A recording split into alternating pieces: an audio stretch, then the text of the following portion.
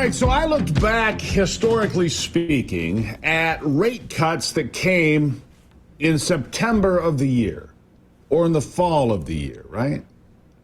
Especially when you have a half-point cut and everybody's predicting a 25 basis point cut. I told you it was going to be 50. I predicted it for weeks out. I said it was going to be 50 basis points. That's right. I got it right. Anyhow, what happens is historically it leads to a decline in the markets and ultimately a recession within 12 months. My next guest, however, says that's not going to happen, I believe. Terry Sawchuk, the founder of Sawchuk Wealth, he's got a different take on all of this. Terry, welcome back to the program. Good morning, Steve. Good to see you, buddy. Nice to see you. Now, look, I went back and looked. I could only find 3 instances. Every time it happened that there was a rate cut like this in the fall of the year, within 12 months, we were into a bad recession. Hey, what do you say? Well, you got to be careful with correlation and causation, right? Fair enough. Those circumstances were, I think, different. I'm not saying that it's not a possibility that we could see a recession next year, but I would tell you, unlike '01 and certainly '07, it happened pretty quickly, whereas I think this time around, the economy is just in much better shape today. It doesn't mean it can't deteriorate. It can.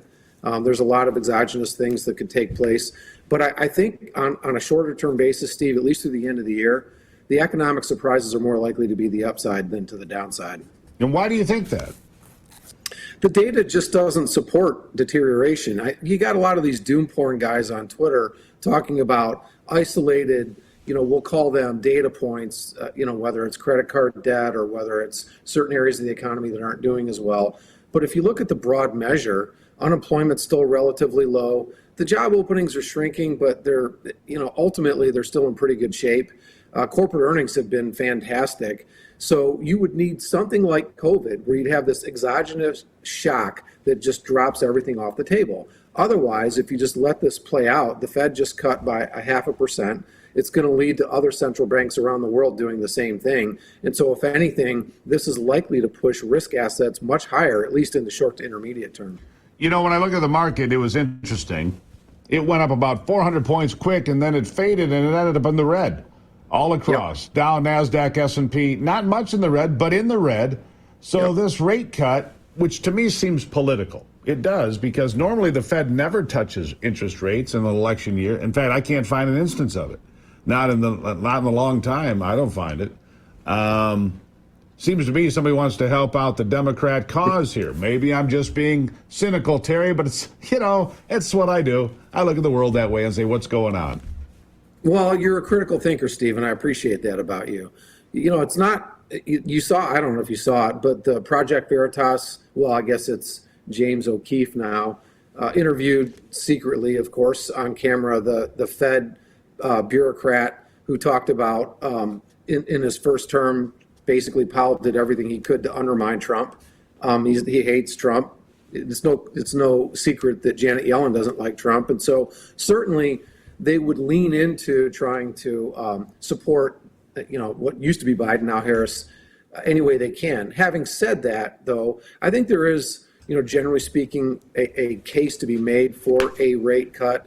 The reality, Steve, is that this is more about long-term debt, right? Look at we have $35 trillion in debt. And more importantly, I think this is quietly. Well, yeah, we're paying $1 trillion, I think. If I'm not mistaken, I saw somewhere here, we're down to $1 trillion in interest payments. I mean, that's not sustainable. And that's why and I also know there's $1 trillion of unspent COVID money to this day they're trying to push out before, Joe Biden is finally wheeled out either under his own power or somebody else's out of the Oval Office, right? I mean, honestly.